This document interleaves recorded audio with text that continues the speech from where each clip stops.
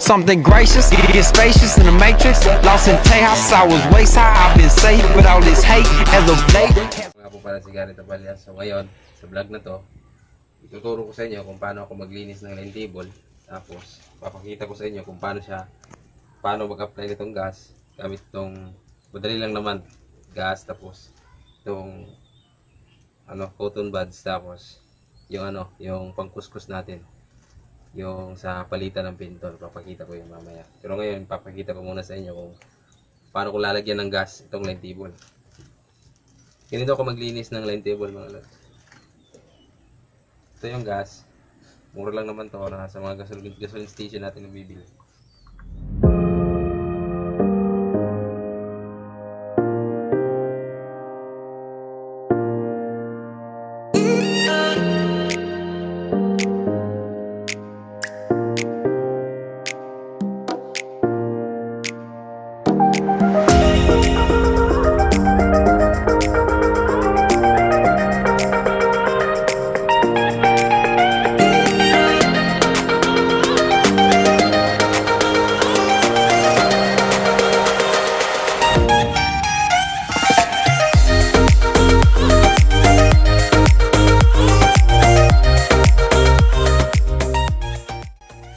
Make sure mga lods na yung platen, lagyan natin ng yung buong platen talaga as in, lagyan ng gas. Tapos maghintay na lang tayo, babad natin siya mga 5 minutes.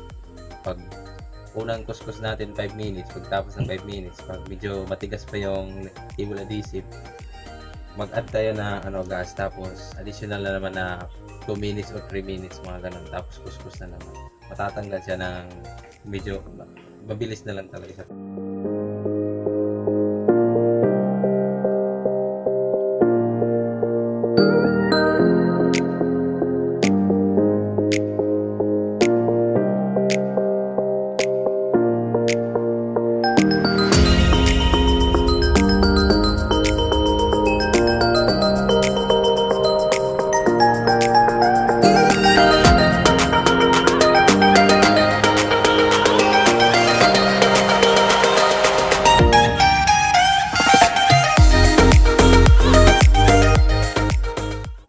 So ayan mga lods, tapos na yung 5 minutes na pagbabad natin ng gas dito kay Platen. So ito yung sinabi ko kanina na palitan ng pintor. Bye. Ayan. Mura lang to, nasa mga 30 pesos yata itong nabili ko. So try natin, tatanggalin yung adhesive gamit to. Ito din yung ginamit ko pag apply ng non-stick epoxy. So,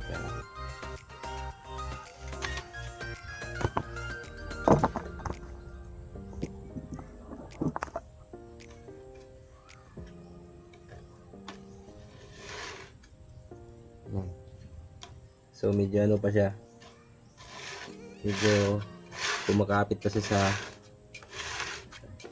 table. So kailangan natin ibabad muna natin to.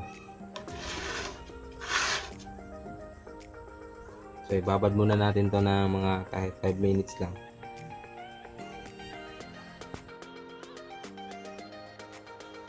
Mga lods, tapos na yung another 5 minutes natin.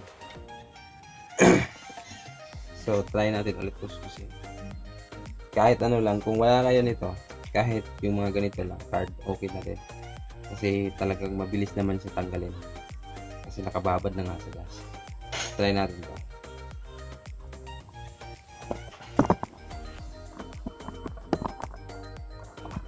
Oops, itat mo natin na.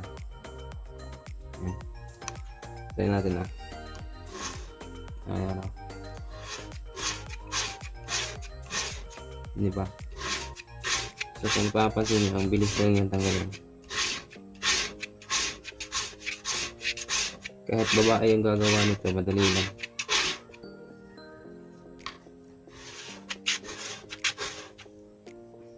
Tapos yung non-stick epoxy, hindi siya nadadamay. Ganun katibay yung non-stick epoxy natin mga loves, talagang subok na yan.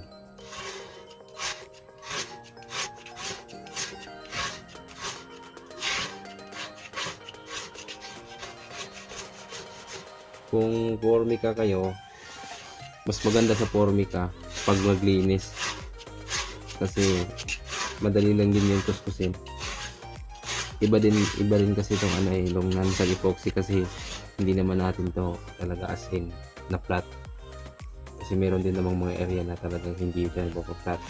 Kaya pag kinuskus mo, talagang hindi siya nakukuha agad. Kasi nga malalim siya. May mga part na malalim. Pero hindi siya ganun kalalim talaga.